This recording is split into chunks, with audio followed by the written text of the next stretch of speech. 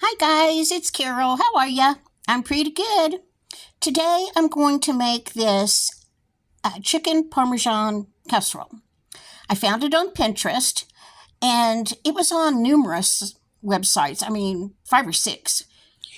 This is a really easy recipe. You need 16 ounces of pasta. You need 2 cups of cooked chicken that's been shredded or diced. You need 2 cups of freshly shredded mozzarella cheese divided. You need a cup of freshly grated Parmesan cheese divided. Then you need 32 ounces of marinara sauce, 2 teaspoons Italian seasoning, a fourth a cup Italian style breadcrumbs. Okay, first you cook your pasta. I cooked rotini. When your pasta is done, you add your chicken, the 2 cheeses, and the Italian seasoning. Stir that up really well. Then you add your marinara sauce. I didn't have that, so I used a jar of ragu garden-style spaghetti sauce. That's the one we like. And then you stir all of that up really well. Now you're ready to put it in a 9x13 pan. Make sure you spray your baking dish with nonstick spray. Put your mixture into your pan and cover it with foil. Now we're going to bake it at 350 degrees Fahrenheit for 20 minutes.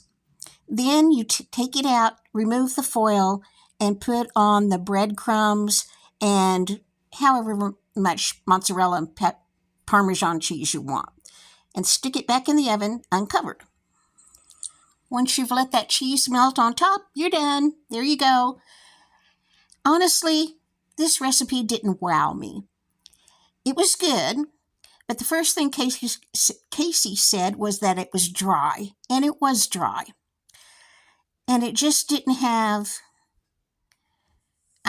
didn't grab me. It was, basically eating a spaghetti sauce on pasta that's not spaghetti noodles with some cheese. What I want to do with the leftovers after Casey and I ate 2 servings is I want to get a box of frozen spinach, cook that, and add to it, and saute some zucchini and add to it and stir it all up and add more ragu on the top of that, put it in the oven just long enough to get all that hot and see if that's not better. It doesn't have any onion in it, so basically the dogs can eat it. If we don't do anything else, we will mix it with some vegetables and some chicken broth and make dog food out of it. But honestly, it was good. Everybody on Pinterest seemed to love it. Maybe Casey and I weren't very hungry. I don't know. But have you ever made this? Let me know if you've made it and if your family liked it. Okay, the next thing I'm going to do is do some cleaning in my kitchen. But the time has come for me to clean the oven. That is the thing I hate to clean the worst. I'd rather clean the toilet any day than the oven. But my oven is a mess. Let's see it. Okay. Well, first of all, that's horrible. And then down there, I've got a lot of burnt on something. But it's time to clean it. So, what'd I do? I looked on Pinterest. What else would I do? Right now, I'm going to take the racks out. This thing, in case you're wondering, is a silicone thing that you put on there to keep from burning your arm, like if you're putting something in the oven. I don't ever burn my arm, but my oldest daughter can't open the oven door without burning herself. So I got her some of those. But anyway, I'm going to take the racks out. I've got the racks out. Look, there's something white back there. You know what I think that is? The last time I cleaned this oven, I mixed up a recipe that's all over Pinterest, where you use a mixture of Dawn dishwashing liquid, baking soda, and vinegar. I did that. It took me forever to get that baking soda paste out of my oven. And obviously there's some. I'm not going to do that recipe again. I'm going to do two different things. I'm going to try two different things. Actually, the first thing I'm going to do is get all that mess up with a little whisk broom.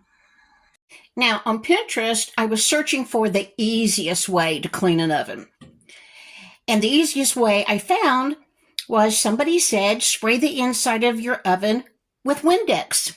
Let it sit a while and then wipe it out. But I Googled that and found numerous places that said, Windex is not for your oven. Do not put it in your oven. Don't do that. So I'm going to mix up a concoction. I'll show you. Oh, there was one other oven cleaning method that had lots of entries on Pinterest, but I don't know whether to try it or not. If you've tried this one, let me know.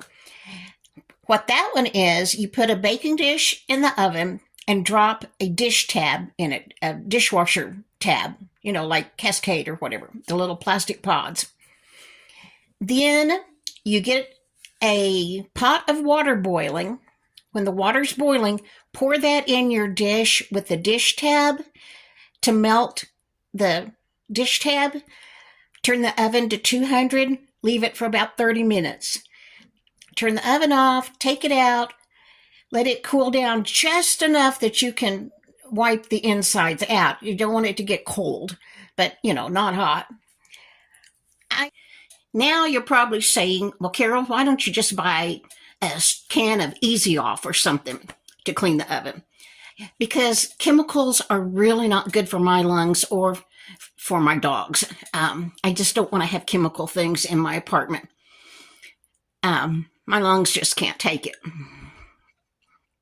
This oven, I don't even know if it has a self-cleaning feature. No.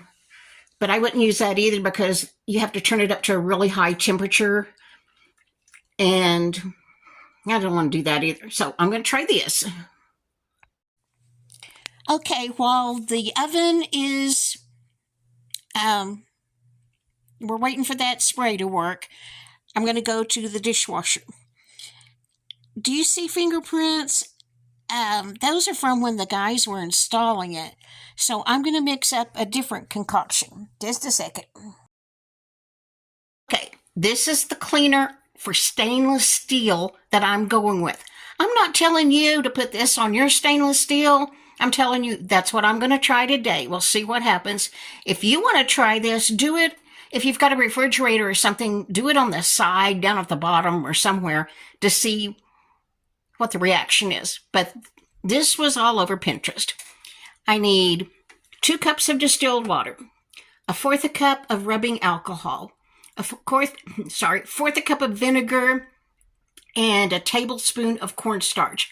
And mix that all in here. Then it said to put, I don't remember, something like 30 drops of lavender essential oil. I'm going to put some in there, but probably not 30 drops. I didn't think to measure this little spray bottle to make sure it would hold that much liquid. It did not. I was pouring my liquid through the funnel, and before I know it, it was going all over the place. So I got enough of the right ingredients in here for it to work. And it said only use a microfiber cloth to wipe this on your stainless steel. I don't know if you can see the fingerprints. These are from the guys that installed it. I'm going to see if I can get all of that off. There's the oven racks. Okay, let's see if we can get this off. Well, I think it made it shinier, but the maintenance man's fingerprints are still there. I'll have to try something else, or consider that like dog nose art. We have it. Okay, on to the next thing. Well, I'm going to call the oven cleaner a win. The glass was awful. There's still a little bit up here. I think I'll get a magic eraser or a sponge with a little bit of a texture thing on it and try again. There were a lot of streaks down here, and there's some left, but it got about half of them. And then in the oven, I know that's horrible, but it looks a whole lot better. And I left that on, sitting on it for 30 minutes. There's nothing right there. That's just reflection, or right there. But it did really well, I think, to get off that much. And I forgot, I don't know how to take the door off, and my arms don't reach around the door and all the way to the back very well.